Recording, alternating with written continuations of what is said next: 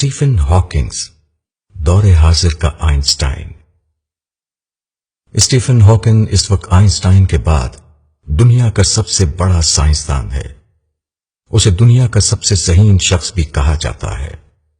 अल्लाह ताला ने कुरान हकीम में 1400 साल पहले फरमाया था, ये कायनात अभी नामुकम्मल है और दुनिया में रोजाना नए सैयारे जन्म ले रहे हैं।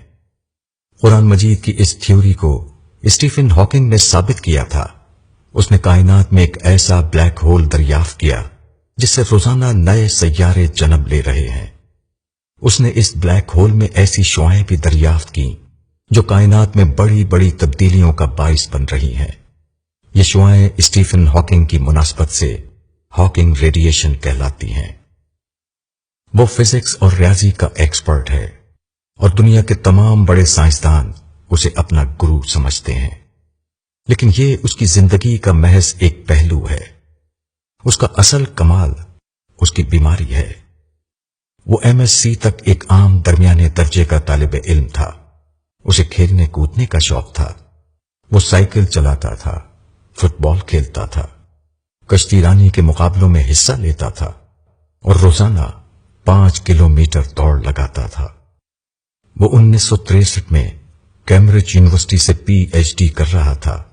वो एक दिन सीढ़ियों से नीचे फिसल गया और उसे हॉस्पिटल ले जाया गया। वहां उसका तिब्बी मुआयना हुआ तो पता चला कि वो दुनिया की पेचीदा तरीन बीमारी मोटर न्यूरॉन डिजीज में मुब्तला है।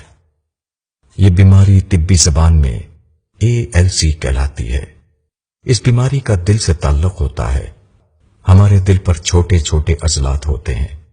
ये अजलात हमारे जिस्म को कंट्रोल करते हैं।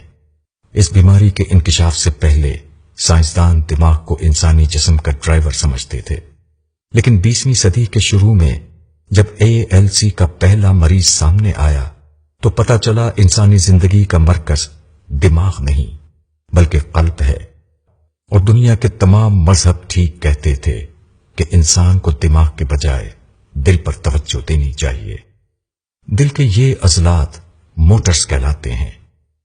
अगर ये मोटर्स मरना शुरू हो जाएं, तो इंसान के तमाम आज़ा एक एक करके साथ छोड़ने लगते हैं और इंसान खुद को आहिस्ता आहिस्ता मरते देखता है। ALC के मरीज की जिंदगी 2 से 3 साल की मेहमान होती है।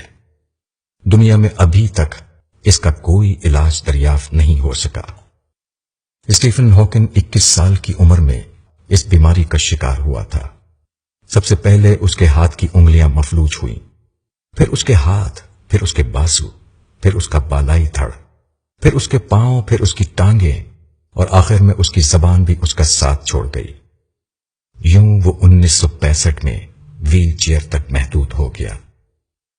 फिर उसकी गर्दन दाएं जानिब ढलकी और दोबारा सीधी ना हो सकी। वो 1974 तक खुराक और वॉशरूम के लिए भी दूसरों का मोहताज हो गया। आज उसके पूरे जिस्म में सिर्फ पलकों में जिंदगी मौजूद है। ये सिर्फ पलकें हिला सकता है। डॉक्टर्स ने उसे 1974 में गुड बाय कह दिया था, लेकिन हॉकिंग ने शिकस्त तस्लीम करने से इनकार कर दिया।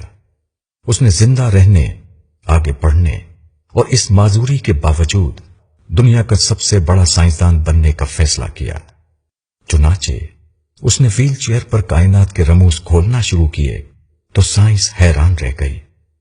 कैम्ब्रिज के कंप्यूटर साइंसदानों ने हॉकिंग के लिए टॉकिंग कंप्यूटर बनाया। ये कंप्यूटर उसकी व्हील चेयर पर लगा दिया गया। ये कंप्यूटर उसकी पलकों की जबान समझता है। स्टीफन अपनी सोच को पलकों पर शिफ्ट करता है। पलकें एक खास जाविये और रिदम में हिलती हैं। ये रिदम लफ्जों की शक्ल इख्तियार करता है। ये लफ्ज कंप्यूटर की स्क्रीन पर टाइप होते हैं और बाद अज़ां स्पीकर के जरिए नशर होने लगते हैं। चुनाचे स्टीफन हॉकिंग दुनिया का वाहिद शख्स है जो अपनी पलकों से बोलता है और पूरी दुनिया उसकी आवाज सुनती है। स्टीफन हॉकिंग ने पलकों के जरिए अब तक बेशुमार किताबें लिखी। उसने क्वांटम ग्रेविटी और कायनाती साइंस, कॉस्मोलॉजी को बेशुमार नए फलसफे भी दिए। उसकी किताब a brief history of time ने पूरी दुनिया में तहलका मचा दिया था। यह किताब 237 हफ्ते दुनिया की बेस्ट सेलर किताब रही और दुनिया भर में नॉवेल और ड्रामे की तरह खरीदी और पढ़ी गई। स्टीफन हॉकिंग ने 1990 की दिहाई में एक नया काम शुरू किया। उसने मायूस लोगों को जिंदगी की खूबसूरतियों के बारे में लेक्चर देना शुरू किए। दुनिया की बड़ी बड़ी कंपनियां, इदारे और फर्म्स हॉकिंग की खिदमत हासिल करती रहीं। हॉकिंग की व्हील चेयर को सैकड़ों हजारों लोगों के सामने स्टेज पर रख दिया जाता है और वो कंप्यूटर के जरिए लोगों को बताता है कि अगर मैं इस माजूरी के बावजूद कामयाब हो सकता हूं, अगर मैं मेडिकल साइंस को शिकस्त दे सकता हूं, अगर मैं मौत का रास्ता रोक सकता हूं, तो तुम लोग जिनके सारे आज़ा सलामत हैं, जो चल सकते हैं, जो दोनों हाथों से काम कर सकते हैं, जो खा पी सकते हैं, जो कहकहा लगा सकते हैं और जो अपने तमाम ख्यालात दूसरे लोगों तक पहुंचा सकते हैं, वो क्यों मायूस हैं?